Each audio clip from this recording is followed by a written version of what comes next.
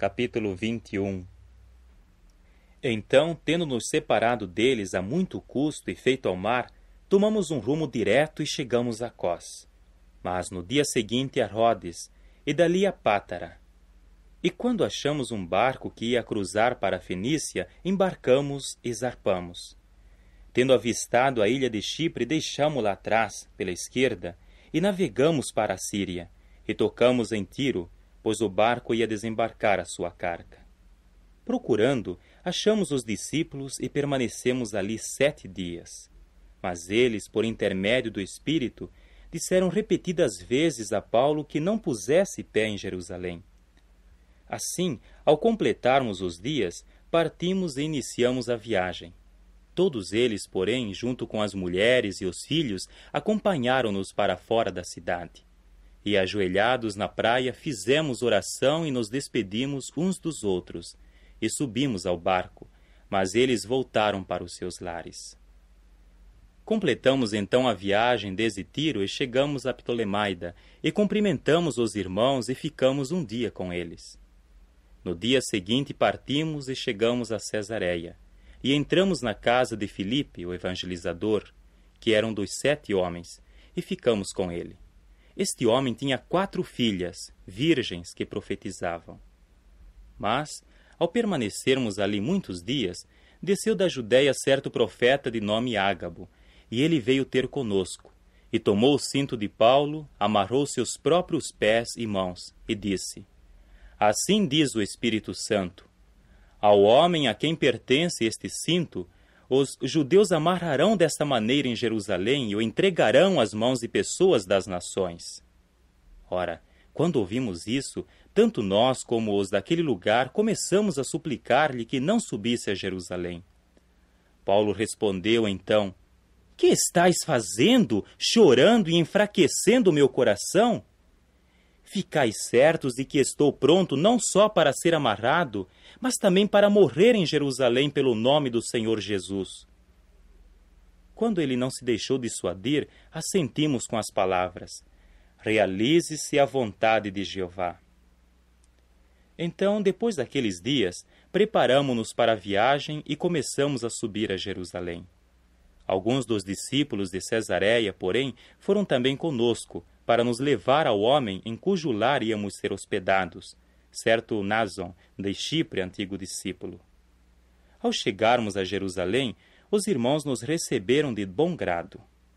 Mas, no dia seguinte, Paulo foi conosco ter com Tiago, e todos os anciãos estavam presentes. E ele cumprimentou-os e começou a dar em pormenores um relato das coisas que Deus fizera entre as nações por intermédio do ministério dele.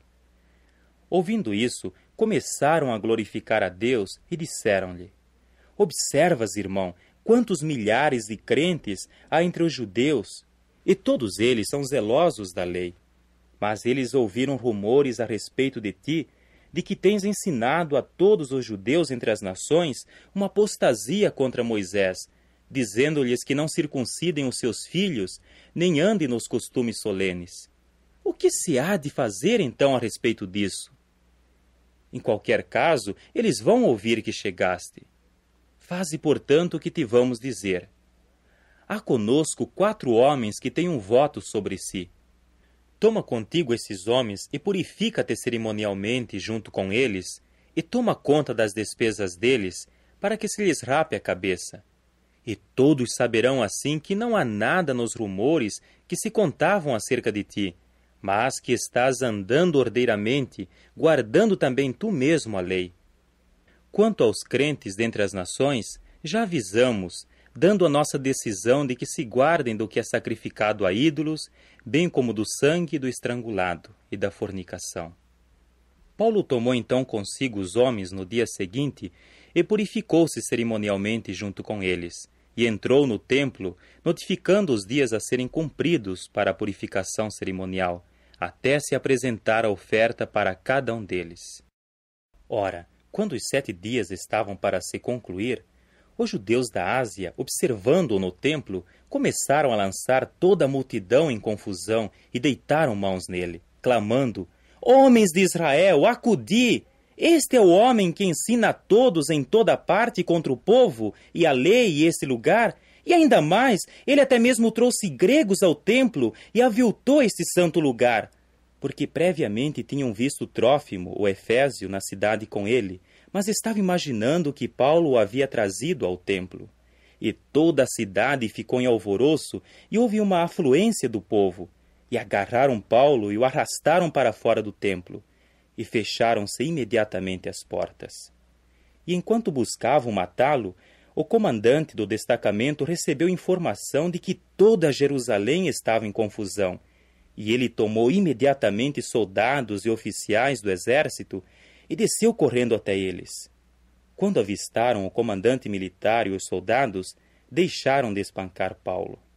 O comandante militar chegou-se então perto, agarrou-o e mandou que fosse amarrado com 2 cadeias, e passou a indagar quem ele era e o que tinha feito. Mas alguns da multidão começaram a gritar uma coisa e outros outra. Assim, não podendo por si mesmo saber nada de certo por causa do tumulto, mandou que fosse levado ao quartel. Mas, quando ele subia as escadas, a situação ficou tal que estava sendo carregado pelos soldados, por causa da violência da multidão, pois a multidão do povo seguia clamando: "Fora com ele!" E quando estava para ser levado para dentro do quartel, Paulo disse ao comandante militar: "É-me permitido dizer-te algo?" Ele disse: "Sabes falar grego? Não és tu realmente o egípcio que antes destes dias atiçou uma sedição e levou 4.000 faquistas para o ermo?"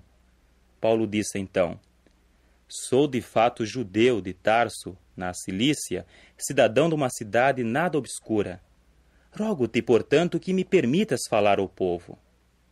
Tendo-lhe ele dado permissão, Paulo, de pé na escadaria, fez sinal com a mão para o povo.